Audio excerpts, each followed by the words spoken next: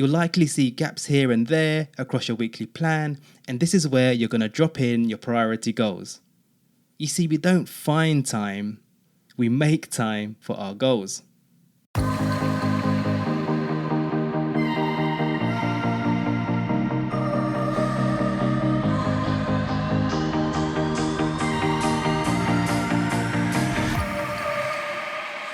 You don't have to wait until you reach financial independence to start enjoying your life. You can do that much earlier and start living a life that you love and that's true to you.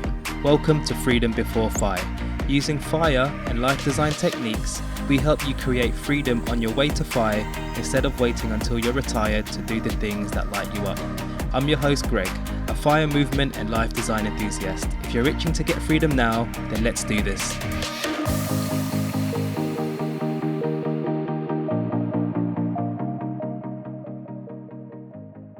Hello and a happy new year to you and your family, and I hope that you had a lovely break.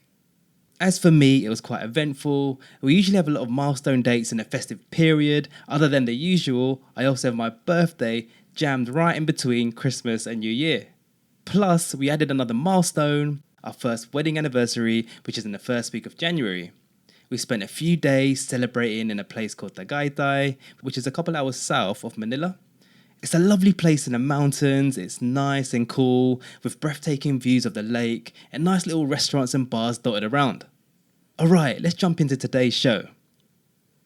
So in episode 41, I talked about how to set clear goals for the new year.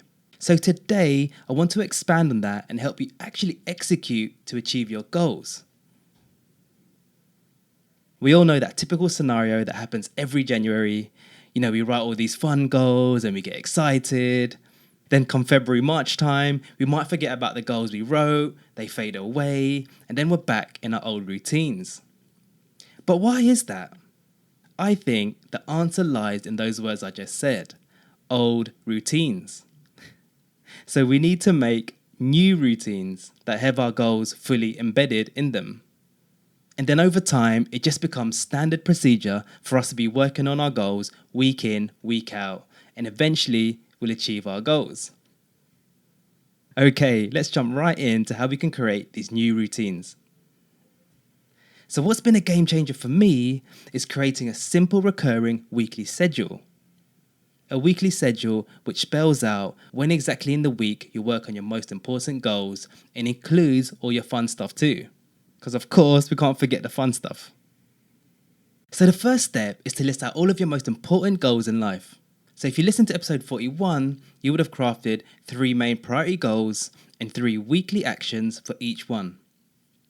You would have done this by choosing 3 main goal headings. So for example, this could be family, health, spiritual, friendships, career, finances, adventure, your love life, charity, your faith, or a hobby or passion.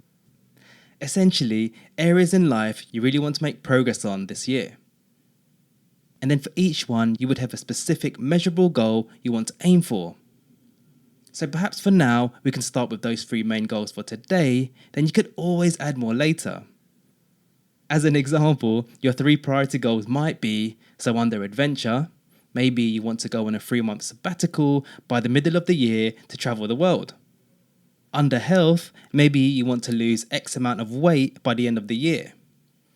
Perhaps under finances, maybe you want to start a side hustle by Q2 this year to boost your finances. For each goal, you then had to identify 3 needle-moving small actions you can do weekly to get you closer to that goal. Just as an example, if we focus on that side hustle goal, some small weekly actions could be maybe spending time to understand the problem you want to solve. Maybe another one is doing market research and understanding the competition. Maybe another action is creating an MVP and testing it. Anyway, the main thing in this step is to have figured out what your 3 main priority goals are for the year. So step number 2 is to draw up your draft weekly plan. So in this step, you have to physically draw your weekly schedule. And I learned this from the book, The Perfect Week Formula. Now I suggest drawing your weekly plan on a blank sheet of paper, maybe in a journal, but you can also do it in a Google Doc or Google Sheets. So draw your typical weekly calendar grid with 7 columns, one for each day, and then the horizontal lines for each hour in the day. So you'll have your 7 days across the top, Monday to Sunday, from left to right. Then on the far left-hand side, you'll have your timeline running vertically, say from 5 a.m. at the top, and let's say 11 p.m. at the bottom. And then each hour will have a horizontal line going across the grid. So you should end up with a blank weekly grid with the days across the top and hours along the left-hand side. Step number 3 is to insert your immovable objects. So in the third step, you're now going to fill in your blank weekly plan. So the first thing to do here is to insert all your immovable objects. These are must-do activities so that we can stay alive. So things like sleeping and eating all your meals. This is also great if you want to improve your sleep and be consistent with it. So put a horizontal line across your desired sleep and wake up times. Emphasis on desired. Because we know some of our sleep times could be all over the place. So figure out how long you want to sleep for every day. So for me, I try to aim for around 7.5 hours. So my desired sleep time would be 10 p.m. and wake up time would be around 5:30 a.m. Of course, that doesn't always go to plan, but at least I have a target to aim to. Then put in all your meal times like breakfast, lunch and dinner. Another immovable object could be your day job or your classes if you're studying at university. So pop in your working or study hours, which could be from like 9 a.m. to 5 p.m. Monday to Friday, or whatever it is for you. You might even have some personal immovable objects, things that are super important to you, like family time, or maybe it's alone time, or some sort of self-care. If you're a regular listener, you'll know one of mine is date night, or date day if we're not working, which is there in our weekly plan every Thursday. So that's super important for me. Putting these in first, make sure they get done. So you now should have filled in your weekly plan with all your immovable objects. You'll likely see gaps here and there across your weekly plan, and this is where you're going to drop in your priority goals. You see, we don't find time, we make time for our goals. Okay, so step number 4 is to insert your priority goals. So using the 3 priority goals you listed, you need to create time blocks in your weekly plan for each of them. It's better to do them at the same time each day so that your body can build up a habit of doing it, like muscle memory. For example, if you wanted to build that side hustle, you might see in your weekly plan that you have some time before work. Perhaps you can carve out an hour every other day to start with. So for example, from 7 a.m. to 8 a.m, Monday, Wednesday, Friday, and maybe 2 hours Saturday morning. So just block out that time. For that example weight loss goal, you might see in your weekly plan that you have some time when you get home from work, and you know it helps you to de-stress. So you might pop in an hour of exercise after work from say 6 p.m. to 7 p.m. every other day to start with. So let's say Tuesday, Thursday and Saturdays. So just block out those times in your weekly plan. So I think you get the idea. Essentially, we need to block out time in your weekly plan to work on all your priority goals. So every time the week comes around, you know exactly what you need to do and when. And over time, this just becomes routine. Your new routine. So step number 5 is to insert secondary goals. These are your second-tier activities that are important and that you want to maintain. This could be like, maybe it's fun time, for example, hanging out with your friends or colleagues. Maybe it's some sort of self-care, like going to the spa, meditation or yoga. It could be learning time, like doing online courses or just reading, or even listening to a podcast, like this one. Essentially, they're important things to you, but in this moment in time are secondary to your priority goals.